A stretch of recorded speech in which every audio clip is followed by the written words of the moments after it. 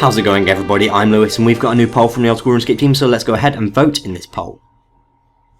This is Old School Content Poll 47, Rewards for Raids and Slayer. This is covering the suggested raid rewards they've mentioned in the most recent raid reward developer blogs, as well as a few additions to Slayer, including new drops for the superior Slayer encounters. So let's start off with question 1. Should Elder Armor, Twisted Armor and Kodai Robes be added to Old School RuneScape as a reward from raids? Now, these three armors are quite interesting. What they've essentially done is made armors that are incredibly powerful and hopefully will be rare enough that will make them incredibly valuable. However, I don't think Old School RuneScape needs armors this powerful, and I would go ahead and claim that all three of these armor sets are overpowered. So for that reason, I'm going to go ahead and vote no. Question 2. Should the Elder Maul be added to Old School RuneScape as a reward from raids? Now, the Elder Maul has gone through a few variations. Its current variation is slightly better than a God Sword in respects to its crush attack. However, it's got a significantly better melee strength bonus, which when I've compared it to other crush weapons in the game, I've noticed is incredibly higher than most others.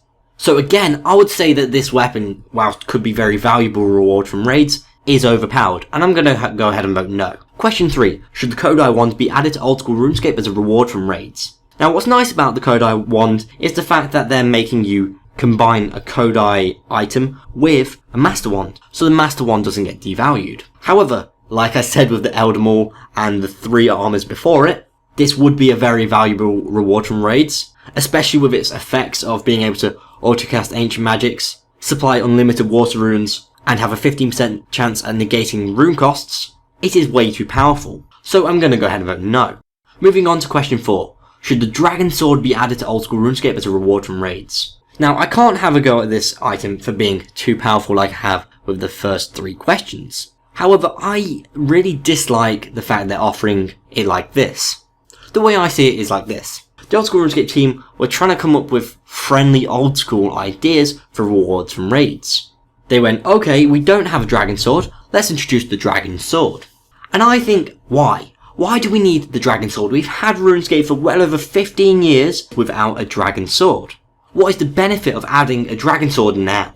You could say, yes, it's somewhat similar to a Dragon Scimitar. However, again, whilst they are used quite a bit, that's because they are a strength weapon.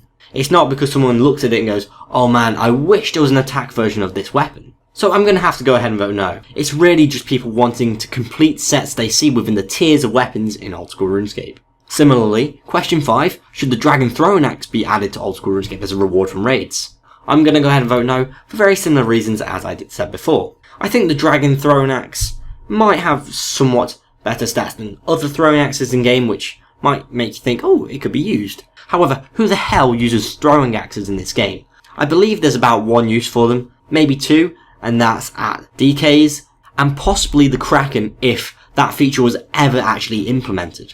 Next, question 6. Should the Preserve Prayer be added to Old School RuneScape, unlocked via a tradable scroll obtained as a reward from raids? So we're at Forgotten Prayers now, and I quite like the idea of Forgotten Prayers, or potentially even a whole spellbook coming from raids. It makes sense lore-wise that a dungeon could unlock the use of another spellbook or prayer book, and obviously having these scrolls as maybe like a page from these books is quite an interesting idea. However, when I actually look at the Prayer Preserve, I don't feel it's that great. Maybe some people would find it incredibly useful. It means that your boosted stats, such as when you drink a potion, will last 20% longer. However, to players like me, that doesn't sound too great, and seeing as you're spending your prayer points using this prayer anyway, then I don't think it's that great. So for the fact that I'm not really a fan of the Preserve Prayer itself, I'm going to have to go ahead and vote no. Next, question 7. Should the prayers Rigor and Augury be added to Old School RuneScape, unlocked via the tradable scroll obtained as a reward from raids? Now, in the past, I've not been a fan of Rigor and Augury. However, when I realised they were essentially just magic and range versions of Piety, and I thought, well, Piety's been in this game for a very long time, and it's obviously seen as a good, high-level prayer, then I see no reason why Rigor and Augury shouldn't be added. However, I completely disagree with them coming from raids. I would love for them to explore the original place they came from in RuneScape 3, which I believe was a quest, possibly King's Ransom, but that might just be Piety. So I'm going to have to go ahead and vote no, because whilst I'd love these prayers, I'd much prefer them to come from a better place in Old School RuneScape. Question 8. If they do introduce Rigor and Augury, should they require level 70 defense to use? Now, I'm going to go ahead and vote yes to this, simply for the fact that Piety requires level 70 defense, and in RuneScape 3, Rigor and Augury originally required level 70 defense. If we are going to get Rigor and Augury, I think it would be much better for the game's integrity if it kept that level 70 defense requirement. As well as that, if it was taken away, obviously Pures will be able to use these prayers, which, especially in pure situations, is incredibly powerful. So having that requirement is actually good, it keeps the integrity of the game, and stops some really weird changes happening in the pure PvP community. Next, question 9. Should the Mist Battle Staff, a staff which provides infinite air and water runes, while equipped, be added to the drop table of the Superior Slayer encounters? The Mist Battle Staff will require level 30 attack and magic to equip. Now, I feel that this is somewhat similar to the dragon weapons before. It's just someone wanting to complete a set in Old School RuneScape, and I question that. However, seeing as the Mist Battle Staff is probably a somewhat less iconic and interesting item, and I highly doubt it's going to affect economy and such like a dragon sword would, I'm less bothered about it. And in fact, I quite like the fact that it will be a unique drop from the Superior Slayer encounters, giving you another reason to actually go out, get the Superior Slayer encounters toggled on, and fight them. So despite me not being too happy with the fact that they just want to complete the set of battle staffs, I kind of like the idea of having these unique drops from the Slayer encounters. So I'm going to go ahead and vote yes. Heck, you know what? I was thinking about this, and I think I probably even prefer the Dragon Throne Axe and Dragon Sword coming from something like Slayer encounters rather than raid rewards. Because raid rewards to me doesn't scream items we've already got or similar items we've already got in game. It screams unique rewards that you will never see anywhere else. In fact, that's actually probably what the Twisted, Elder and Kodai armors did quite well, the fact that they were quite new and unique. The problem was they were just too powerful. Question 10, I'm going to go ahead and vote yes, because it's the same as question 9 but with the Dust Battle Staff providing infinite air and earth runes. Question 11. Should the Imbued Heart be added to the drop table for the Superior Slayer encounters?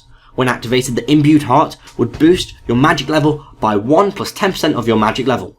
The Imbued Heart would have a cooldown of 7 minutes between the activations. Now I don't know whether it's just me, but this sounds like a really weird item, especially for Old School RuneScape. It sounds like it might fit RuneScape 3 with auras, but obviously with a much shorter cooldown. I would say that the name Imbued Heart actually sounds like an item you'd find in a Minecraft mod, not Old School RuneScape. We have plenty of items that can boost your magic level, such as a magic potion, so why should we bother having an Imbued Heart from the Superior Slayer encounters? It's not going to be that useful anyway. So I'm going to go ahead and vote no. Next, question 12, and it looks like we've got a couple of other similar questions coming up, but anyway, should the drop table of Krasks be improved? I'm going to go ahead and vote yes. I think Slayer monsters in general could do with a slight buff. They generally drop gems, coins and herbs, which is really nice. However, if they had a slight increase, then you'll be more inclined to actually pick up the loot that you get. I've done a lot of Slayer recently, and especially with coins and lower level herbs, I've just left them on the floor because I either can't be bothered with them, or they're just not worth my time. Question 13. Should the Leaf Bladed Battle Axe be added to the Krask drop table? The weapon would require level 65 attack to equip, offering plus 50 slash, a plus 52 crush, and the plus 92 strength attacks. As well as that, the Leaf Bladed Battle Axe will be tradable. Now, when I first read this question, I had a few concerns about having a Leaf Bladed Battle Axe. Now, when I first heard this question, I had a few concerns, mostly involving the fact that Pures will be able to use it. But however, I remembered that they can use a Leaf Bladed Sword, and adding a Leaf Bladed Battle Axe, whilst might seem a little bit useful, and again, it's just someone wanting to complete a set, will just provide an alternative way to fight these monsters when you have to have leaf bladed weapons. However, I'm sort of questioning what a leaf bladed battle axe might look like. I hope they do an interesting graphic for it. Question 14. Should the drop table of gargoyles be improved? I'm going to go ahead and vote yes. Like I said before, I do think Slayer monsters could benefit from a good improvement to their drop table. I have done gargoyles a few times, and they didn't drop that much of note, apart from the Granite Maul. However, the Granite Maul isn't really worth that much these days anyway, so I suppose that was a bit of a useless drop. Again, question 15, should the drop table of Necros be improved? I'm going to go ahead and vote yes. Question 16, should the drop table of Water Fiends be improved? Yes again. Question 17, should the drop table of Dust Devils be improved? Yes. And question 18, should the drop table of Scarabites be improved? Now I don't think I've actually ever fought Scarabites, but if they are like much of our Slayer monsters, improving their drop table will be quite good. In fact, looking at all these monsters, I suppose one or two of them might have a good unique reward. I believe Dust Devils have an interesting unique drop. I'm drawn to say the Dragon Chain Body, however if I'm wrong that would seem absolutely ridiculous. Let me know if it is actually the Dragon Chain Body or not. Anyway, let's move on to question 19. Should an unlockable task extension be available for Scarabites? This extension will cost you 50 Slayer points. I'm up for Slayer extensions. I'm not really a fan of them, however it gives you something to spend your Slayer points on, and if you enjoy a task, for example Scarabites, then what's wrong with being able to extend it a little bit? So I'm going to go ahead and vote yes. Question 20. Should 7 new portal locations be made available in the player-owned house portal room? These 7 new locations include the Lunar Isle, Seniston, Anakal, Waterbirth Isle, the Fishing Guild, Apatol, and Great Corrend. I suppose I don't really have any major objections against this. I believe all of these locations have their own teleports, possibly even having their own teleport tabs, so it's not like people are struggling to get there. Adding them to the player-owned house is quite nice, and it's actually quite interesting because it's showing off the fact that they can add so much more to slots in player-owned houses now. Next, question 21. Should the Eledinis statuette located in Nardar replenish special attack energy and cure poison, in addition to its existing prayer and hit points restoration?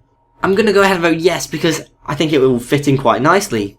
However, I am getting somewhat confused at this statuette in Eledinis because it can cure and restore so much right now that it's incredibly powerful, and if they go ahead and poll anything else to that, I think I'm going to have to vote no, simply for the fact I won't be able to remember all the things it can cure and restore. Next, question 22. Should you be able to create wines of Zamorak using a Zamarakian grapes farmed in the Hosidius Vinery? Farming Zamarakian grapes will require level 50 prayer, creating wines of Zamorak will require level 65 cooking, and will provide the same experience as regular wine. Now, wines of Zamorak are something that people use, especially for Herblore, and they're always going to be in demand. There are very limited ways it gets into the game at the moment, however that keeps wines of Zamorak at a very interesting high price. It's always going to be a useful moneymaker.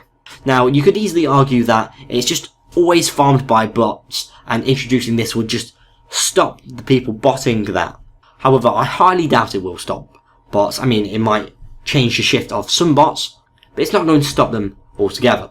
And I'm sure the Zamorak wine bots are a very small percentage of bots in game in total.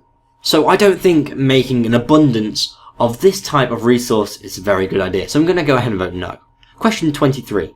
Should it be possible to enter fairy ring codes at any fairy rings to travel directly to the location? It will remove the need to travel to Zenaris with each use of a fairy ring. Now I quite like that. However, sometimes when you are at a fairy ring, it's nice to have that relaxation of, I'm in Zenaris, it's quite safe there.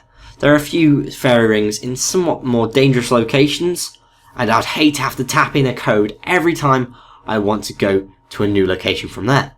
Hopefully they will have a quick teleport to Zenaris option on all of the fairy rings after this update. However, I think it will be useful enough, so I'm going to go ahead and vote yes. Question 24. Should a last used teleport option be added to the fairy ring menu? So I suppose that's somewhat similar to what I mentioned. I hope there'll be a Zenaris option. Well, the last use option will definitely make fairy rings very useful. And personally, I don't think they should be added. Not having to go through to Zenaris will make using fairy rings incredibly faster. And then just having a last use option would make it incredibly faster that a lot of experienced methods, potentially something like making nature runes, would be incredibly faster. So I'm not actually going to vote yes to this particular question. Sure, let us type in the codes anywhere we like, but not a last use option. That just makes it incredibly faster to get anywhere you like. Question 25. Should the respawn timer on the giant mole be lowered to 10 seconds? Part of me is thinking no because it's such a short period of time, but seeing as I know that is a very awkward boss, I'm going to go ahead and vote yes. I just hope that they don't try and implement this with more and more bosses, because 10 seconds is ridiculously fast time you'll have to wait. Question 26. Should it be possible to sell penance equipment back to the Barbarian Assault NPC in return for 80% of its costs in points? Now when you first read this you might be thinking, why the hell are they offering this? But I believe that this is actually an extension of when they introduced bank placeholders. A lot of people had double items from minigames, so they could keep an item in a certain position in their bank. And various minigames, such as Pest Control, offered to be able to buy back these items for about 80% of their cost. So now they want to offer that for Barbarian Assault, and I think that's an okay idea, seeing as we have it in other minigames. Question 27. Should be made possible to add the Ardoin Cloak 4 to the Max Cape. Doing this will give the Max Cape the stats of the Ardoin Cape and change its appearance. Somewhat similar to the fact that you can get like a Fire Cape Max Cape and a God Cape Max Cape.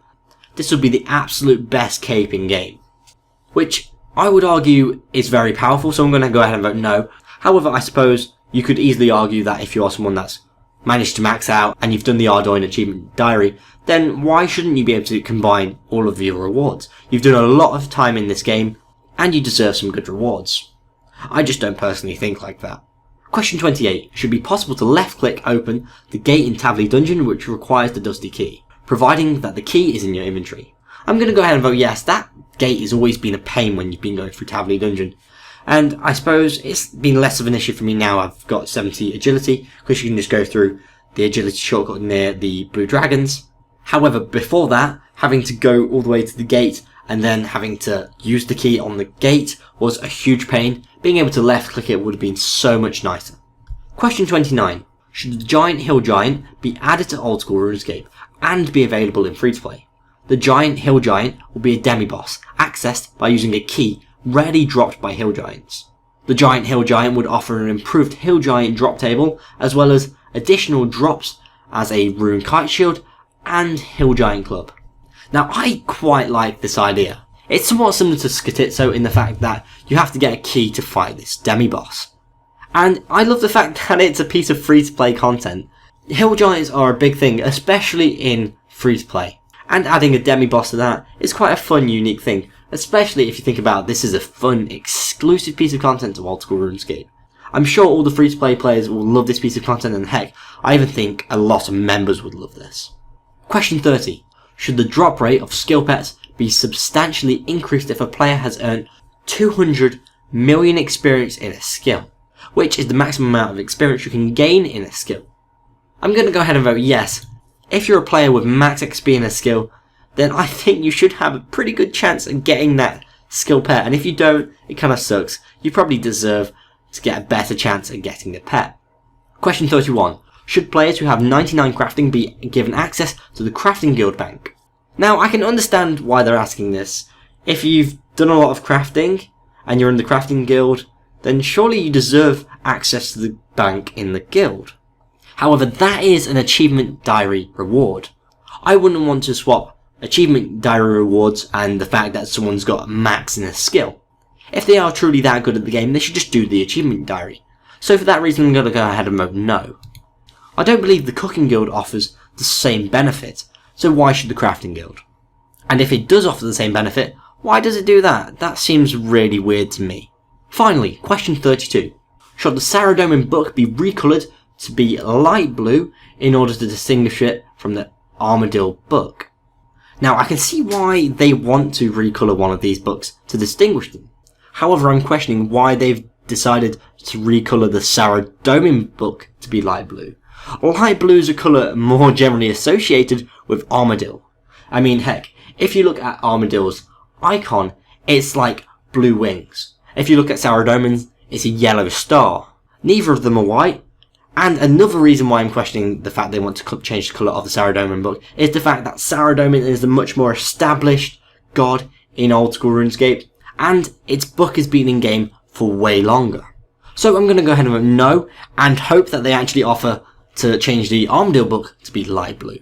Let's go ahead, submit our votes, and then we can check out the results. If you think you're someone that might make your own votes based on seeing the results of the poll, I suggest that you take this moment to pause the video and actually do your own vote. So far, we've had 18,320 votes, which, for an old school poll recently, I would say that's quite low. However, I suppose summer's just been over and kids are back at school. Out of the votes, 72.2% want to introduce the Elder Armor, Twisted Armor and Kodai Robes from raids. 75.9% want the Elder Maul to be introduced from raids, and 76.5% want the Kodai wand to be introduced from raids.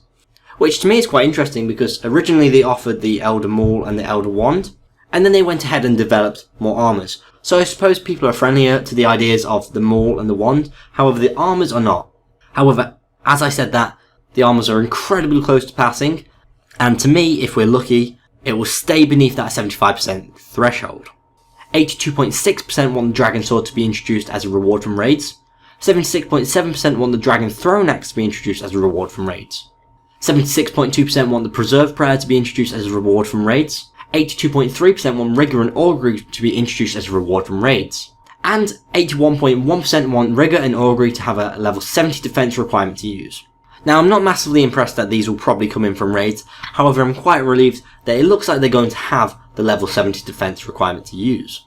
93.6% want the Miststaff introduced to the Superior Slayer encounters drop tables. And 93.5% want the Dust Battle Staff to be introduced to the Superior Slayer encounter drop tables. With 76.9% want the Imbued Heart coming in from the Superior Slayer encounter drop tables. 93.7% want the drop table of the Kresks to be improved, and 89.1% want the Leaf Bladed Battle Axe to be introduced to the Krask drop table. 93.8% want the drop table of the Gargoyles improved, 93% want the drop table of the Necrals to be improved, 90.7% want the drop table of Waterfanes to be improved, 91.8% want the drop table of Dust Devils to be improved, and 84.5% want the drop table of Scarabites to be improved. 80% want to be able to unlock a task extension for Scarabites, 92.5% want 7 new portals to be introduced to the player-owned house portal room, 82% want the statuette at Eledonist to be able to replenish special attack energy and cure poison, 82.3% want to be able to create their own Wines of Zamorak using Zamarakian grapes farmed in the Hosidius Vinery. 86.6% want it to be possible to just enter locations on Fairy Rings wherever you are in the world. And 90.4% want a last use teleport option to be added to the right click on the Fairy Ring menu. 89.1% want to change the Giant Mole respawn timer to 10 seconds. 84.1% want Barbarian Assault NPC to buy back equipment at 80% of its original cost. 87.8% want it to be possible to combine the Max Cape and the Ardoin Cloak 4. 94.6% want it to be possible to left click open the gate in Tavli Dungeon which requires the Dusty Key, providing that the key is in your inventory. 93.2% want a new, free-to-play demi-boss to be introduced, the Giant Hill Giant, offering an improved Hill Giant drop table, as well as the Rune Kite Shield and the Hill Giant Club. 84.6% want the drop rate of skill pets to be substantially increased if a player has earned the maximum amount of experience in a particular skill. 88.7% want players with 99 crafting to be given access to the Crafting Guild Bank. And 89.6% want the Saradomin book to be recoloured to light blue to distinguish it from the Armadillo book. Which to me is absolutely crazy because, like I said before, Armadillo is more associated with blue than Saradomin is. This is an incredibly interesting poll, and I kind of feel like it could swing both ways, especially with that top question with the raid reward armors. There's a few questions which I'm a little bit bummed about. For example, creating your own Wines of Zamorak. However, I don't think it's going to have a huge impact on the game. It's just, to me, I would have personally completely avoided introducing that to the game. It's interesting to see a lot of differences with very similar questions. For example, all the Slayer drop table improvements. Maybe just certain people feel that particular NPCs are more generous than others.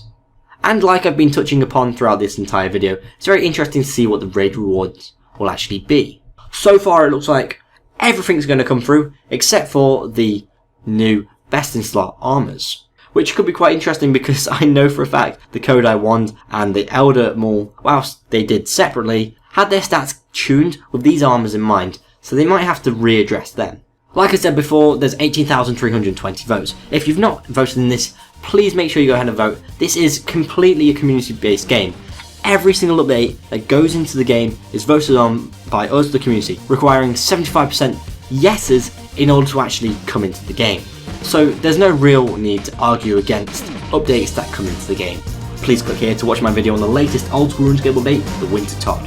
And if you want to watch my video on the latest Old School RuneScape developer blog, please click here for Deadman Mode Season 3. If you've enjoyed this video, please like and share, and if you want to keep up to date with the Old School RuneScape updates, dev box and polls, please subscribe. I've been Lewis, thanks for watching, goodbye.